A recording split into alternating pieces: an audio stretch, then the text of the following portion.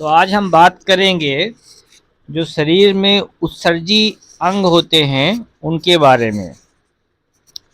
तो हमारे शरीर में उत्सर्जी अंग क्या क्या होता है? हमारा लीवर होता है, लंग होता है, स्किन होती है, बड़ी आंत होती है और किडनी होती है। तो उन सब में से जो सबसे प्रमुख उत्सर्जी अंग होता है वो किडनी होता है। तो हम आज किडनी के बारे में बात करेंगे क्योंकि ये बहुत ही इम्पोर्टेंट ऑर्गन है बॉडी का, और बहुत ही इम्पोर्टेंट ऑर्गन है उस जो है तो उत्सर्जन करने के लिए, जो चीज़ें हैं, खराब चीज़ें हैं उनको शरीर से बाहर निकालने के लिए। तो जैसे क्या होता है कि हम जब घर में खाना बनाते हैं, चूल्हे में अगर खाना बनाते हैं तो खाना बनाने के बाद उसमें राख बचती है, तो राख को हम क्या करते हैं कि अगले दिन के लिए राख को खाली कर देते हैं, चूल्हे खाली कर देते हैं, राख को बाहर फेंक देते हैं। अगर हम राख बाहर नहीं फेंकेंगे, इकट्ठा होता रहेगा तो चूल्हा हमारा भर जाएगा और उसमें खाना नहीं बन पाएगा। तो मतलब जब खाना बनने के दौरान राख बनती है, वैसे ही हमारे जो बॉडी में हम जो खाना खाते हैं, क्या अच्छा खा रहे हैं, बुरा खा रहे हैं, जो भी खा रहे हैं, तो उसका जो खराब मटेरियल होता है या फिर जो एक्सेस मटेरियल होता है वो जो किडनी है वो बाहर निकाल देती है, ताकि हमारा शरीर अच्छे तरीके से काम करता रहे। तो किडनी हमारा क्या क्या काम करता है? Kidney primary filter waste and excess fluid from the body, producing urine to eliminate these from the body. तो यहाँ पर वेस्टेज क्या है? वेस्टेज यहाँ पर क्या होता है? वेस्टेज हमारा यूरिक एसिड है, वेस्टेज जो है तो अमोनिया है। अब जैसे कि अमोनिया जो वेस्टेज होता है उसको जो है लीवर जो है तो यूरिया में कन्वर्ट कर देता है, क्योंकि यूरिया कम खतरनाक होता है और अमोनिया डायरेक्ट जहर है। तो और वो यूरिया जो है किडनी जो है बाहर कर देती है। उसके साथ साथ जो और क्या वेस्टेज रहेगा, तो जो है ब्यूयन रहेगा। तो ये सब वेस्टेज होते हैं जो किडनी बाहर निकालती है। एक्सेस फ्लूइड क्या होता है कि बॉडी में हमारे अगर जो एक मात्रा है हमारे पानी की, तो वो अगर ज़्यादा होगा तो हमारा किडनी उसको बाहर निकाल देगा, और जब कम होगा तो उस टाइम पे हमारा जो यूरिनेशन होगा वो कम होगा, क्योंकि किडनी को बराबर पता है कि कितना फ्लूइड जो है तो बॉडी में मेंटेन होना चाहिए। तो ऐसा नहीं है कि जैसे कि आप छलनी में चाय छानते हैं तो जितना डाल देंगे तो वो छान ही देगा, पर हमारा किडनी इतना एडवांस जो है छलनी की तरह काम करता है कि उसको पता है कि बॉडी में अगर फ्लूइड की मात्रा कम है तो वो पेशाब कम निकालेगा, उस टाइम पे वो अपने आप सब डिसीजन ले लेता है। उसके साथ और क्या करता है? They also play a crucial role in maintaining the body's fluid and electrolyte balance. मतलब बॉडी में हमारे जो फ्लूइड और इलेक्ट्रोलाइट्स का बैलेंस होता है उसको भी मेंटेन करता है। अब इलेक्ट्रोलाइट्स क्या होता है? Sodium, potassium, manganese, phosphorus, chlorine, ये सब हमारे इलेक्ट्रोलाइट्स होते हैं। और इलेक्ट्रोलाइट्स क्या होता है? इलेक्ट्रोलाइट्स होता है कि जो भी तत्व पानी में घुल जाता है और वो जो है as a electric signal pass कर सकता है। जैसे कि अगर किसी पानी में साल्ट मिला देते हैं तो पानी जो होते हैं उसमें जो इलेक्ट्रिसिटी का फ्लो हो जाता है। तो ऐसे ही हमारी बॉडी में सिर्फ खून नहीं दौड़ता है कि जो खून बस दौड़ता है, हमारा इलेक्ट्रिकल सिग्नल भी थ्रू आउट द बॉडी जो है तो मूवमेंट करता रहता है, तभी हमारा पल्स चलती है, हमारा हार्ट बीट होता है। अगर वो इलेक्ट्रिकल सिग्नल बंद हो जाएगा तो तुरंत आदमी मर जाएगा। तो इसलिए इलेक्ट्रोलाइट्स की बहुत ज़रूरत होती है बॉडी में चलने, एकदम बॉडी को अच्छे तरीके से काम करने के लिए। जैसे कि आपके हाथ में कुछ जलेगा, तुरंत मैसेज कैसे पहुंचता है? न्यूरॉन को थ्रू पहुंचता है, पर न्यूरॉन किसके थ्रू चलता है? इलेक्ट्रोलाइट्स के थ्रू चलता है। इलेक्ट्रोलाइट्स क्या है? इलेक्ट्रोलाइट जो आपके ब्लड में चीज़ें सोडियम पोटेशियम मिक्स होती हैं रहती हैं, उनके थ्रू ही तो इलेक्ट्रिसिटी का फ्लो हो सकता है। और अगर इनकी मात्रा नहीं रहेगी तो इलेक्ट्रिसिटी का फ्लो नहीं होगा और हम जो है तो जीवित ही नहीं रहेंगे। तो पहले कम होगा तो हमें उसका सिम्टम आएगा, सेंसेशन कम होगा, बॉडी में क्रैम्प्स होंगे, और ये ज़्यादा भी रहेगा तो भी समस्या आती है। उसके साथ साथ और किडनी क्या काम करता है, regulating blood pressure, blood pressure को रेगुलेट करता है। तो रेगुलेट करने का एक्चुअली मतलब क्या है कि हमारे बॉडी में जो मैकेनिज्म है ब्लड प्रेशर जो है तो वो बढ़ाने का ही काम करता है। तो इसलिए ये होम्योस्टैटिक सिस्टम है, इसलिए कभी बोलते हैं बॉडी का ब्लड प्रेशर कभी डाउन नहीं हो सकता जब तक कि आप कोई एक्सटर्नल केमिकल या ड्रग यूज नहीं कर रहे हैं। तो हमेशा हाई ही हो सकता है, लो कभी भी नहीं हो सकता है विदाउट एनी इंटरवेंशन ड्रग के या फिर किसी भी केमिकल के। और दूसरा क्या काम करता है कि ये किडनी जो है रेड ब्लड सेल में प्रोडक्शन बनाता है, बोन मैरो में हार्मोन रिलीज करता है। कौन सा हार्मोन रिलीज करता है, एरिथ्रोपोइटिन, ये हार्मोन रिलीज करता है जो कि बोन मैरो में रेड ब्लड सेल को बनाता है। तो जनरली जो खिलाड़ी लोग कुछ को क्या करते हैं, जैसे बोलते हैं डोप टेस्ट में फेल हो गया, तो डोप टेस्ट में फेल किया और वो क्या करते हैं इसका अलग से दवाई खा लेते हैं ताकि उनकी एनर्जी बनी रहे। किसकी दवाई, इरिथ्रोपोइटिन की दवाई खा लेते हैं। तो ये हमारा किडनी के फंक्शंस हैं। तो आप ये समझिए किडनी सिर्फ फिल्टर बस नहीं कर रही है, फिल्टर करने के साथ साथ वो इलेक्ट्रोलाइट्स को बैलेंस भी कर रही है, ब्लड प्रेशर को भी कंट्रोल कर रही है, हार्मोन रिलीज कर रही है जिससे रेड ब्लड सेल बन रहा है। तो इसके बहुत सारे काम हैं। और तो इसलिए किडनी को स्वस्थ रखना हमारे जितने भी ऑर्गन हैं उन सब में से ज़रूरी है, क्योंकि जैसे आप घर की साफ सफाई करते हैं, जितना घर की साफ सफाई रखना ज़रूरी है वैसे ही हमारे बॉडी की भी साफ सफाई रखना ज़रूरी है। और वो साफ सफाई जैसे कि आप चाय भी छानते हैं घर के चलनी से तो छन्नी से, तो आप क्या करते हैं छन्नी को डेली साफ करते हैं। नहीं तो अगर नहीं साफ करेंगे दूसरे दिन आपकी चाय भी नहीं छन पाएगी। ठीक है ना। तो इसलिए इसकी साफ सफाई कर रखना बहुत जरूरी होता है किडनी की। तो अब किडनी में जो इलेक्ट्रोलाइट्स होते हैं वो क्या क्या होता है, सोडियम, अब जिसकी सोडियम की मात्रा 135 से 145 मिली इक्विवेलेंट पर लीटर का इसका रेंज है, इस इतने में होना चाहिए। पोटेशियम जो है 3.5 से लेकर के 5 मिली इक्विवेलेंट पर लीटर होना चाहिए। पोटेशियम जो है 3.5 से लेकर के 5 मिली इक्विवेलेंट पर लीटर होना चाहिए। क्लोराइड क्या है 98 से 107 मिली इक्विवेलेंट पर लीटर होना चाहिए। बाई कार्बोनेट क्या है कि एस जो 22 से 28 होना चाहिए मिली इक्विवेलेंट पर लीटर। कैल्शियम का जो रेंज है 8.5 से 10.5 मिली इक्विवेलेंट पर लीटर होना चाहिए।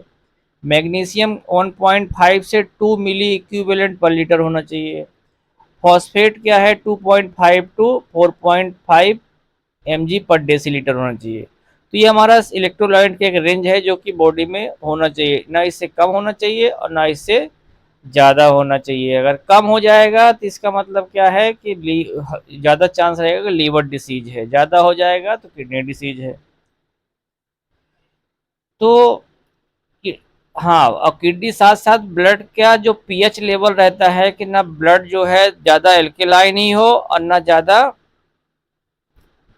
बेस क्षारी ही हो, ना ज़्यादा क्षारी हो ना ज़्यादा एसिडिक हो, ये भी मेंटेन करता है। साथ ही साथ किडनी क्या करता है, एक और हार्मोन रिलीज करता है कि जो जिससे कि कैल्सिट्रोल हार्मोन रिलीज करता है जिससे कि विटामिन डी जो है एब्जॉर्ब हो बॉडी में।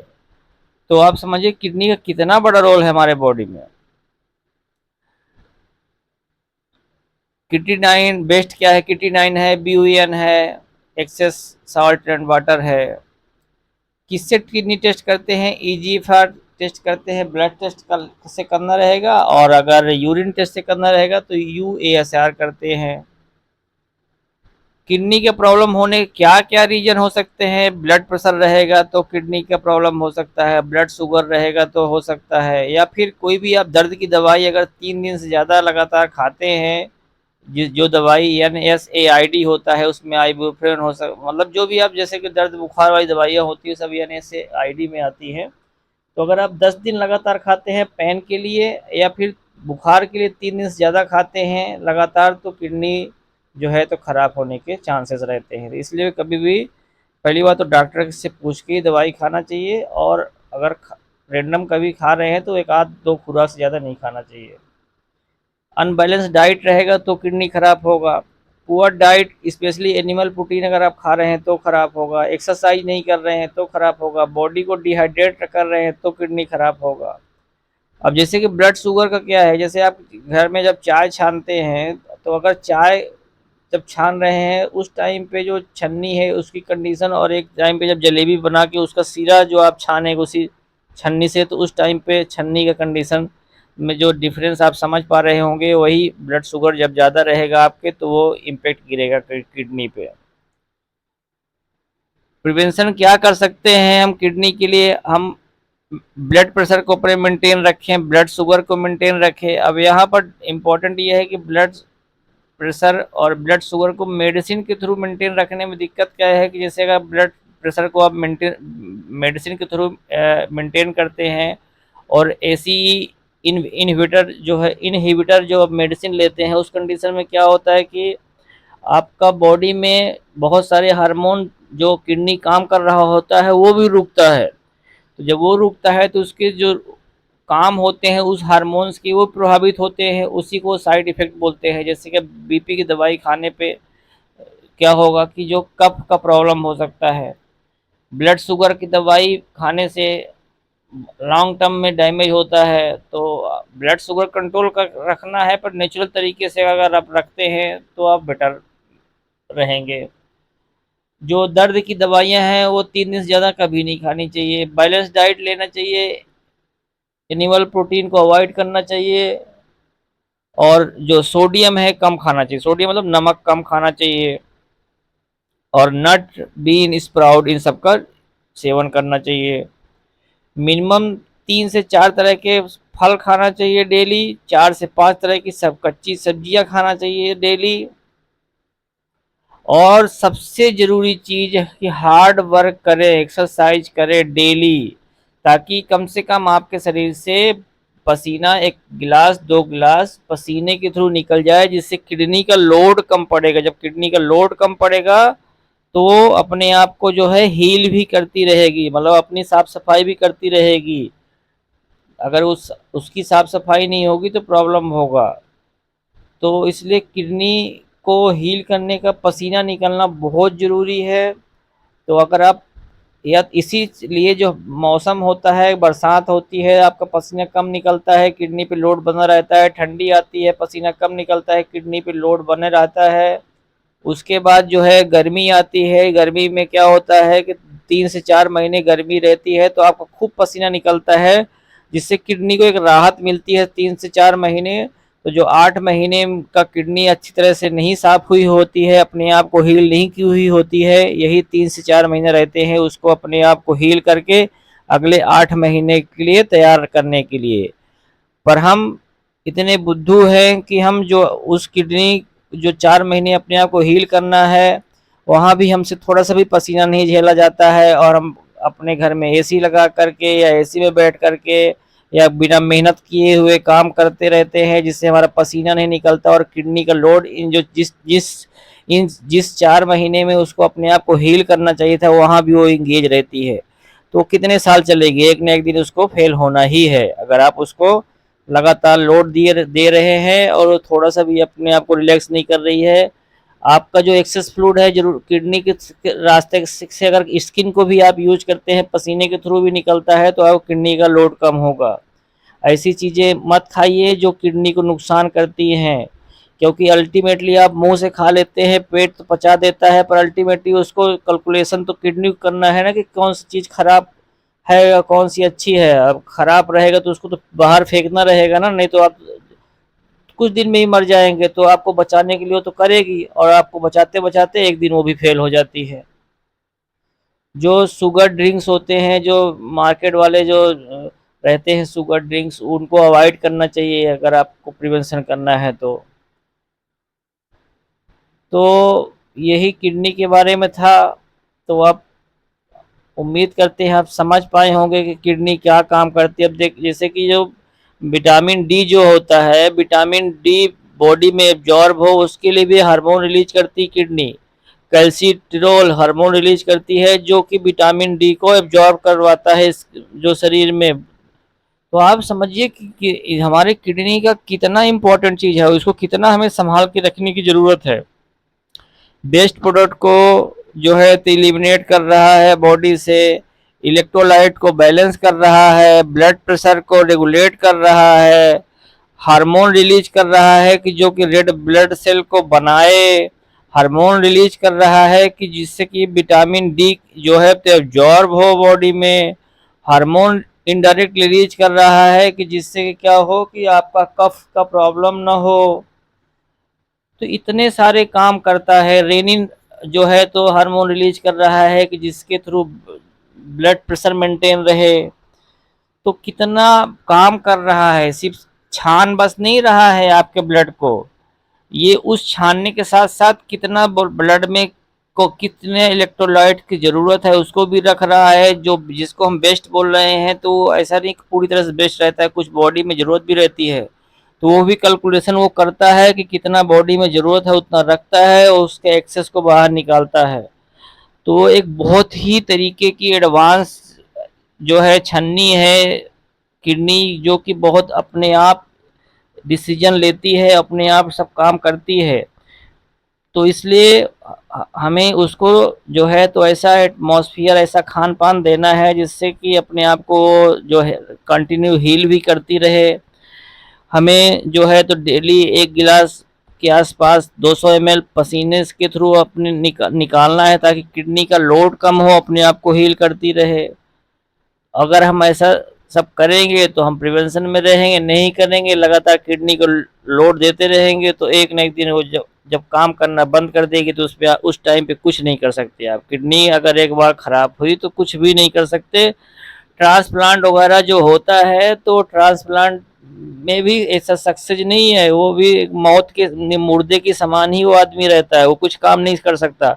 वो अपने काम से कोई ऐसा काम नहीं कर सकता जो उसको घर में कुछ कंट्रीब्यूट करे, उसका वैल्यू एडिशन करे। वो इसी कुर्सी में बैठ सकता है, बेड में बैठ सकता है, जिंदा दिखेगा पर वो कुछ काम का नहीं आदमी रहेगा। इसलिए किडनी को बहुत संभाल के रखिए। आप एक्सरसाइज करिए, पसीने को निकालिए शरीर से, स्किन के थ्रू निकालिए, डेली निकालिए और किडनी को हेल्दी रखिए। इसलिए भगवान ने जो है तो बरसात, ठंडी और गर्मी का मौसम बनाया है ताकि आप जब गर्मी का मौसम हो, अगर आप एक्सरसाइज मान लीजिए नहीं भी कर रहे हैं तो भगवान अपने आप गर्मी के थ्रू पसीना लगा लगा के आपके जो है तो जो वेस्टेज है वो पसीने के थ्रू निकलेगा और आपको किडनी रिवाइव करेगी, किडनी हील करेगी। तो इसलिए जो है तो घर से एसी अगर है तो तुरंत बाहर फेंकिए, उसको यूज मत करिए। गर्मी बनाया गया है ही है आपके बॉडी को हील करने के लिए।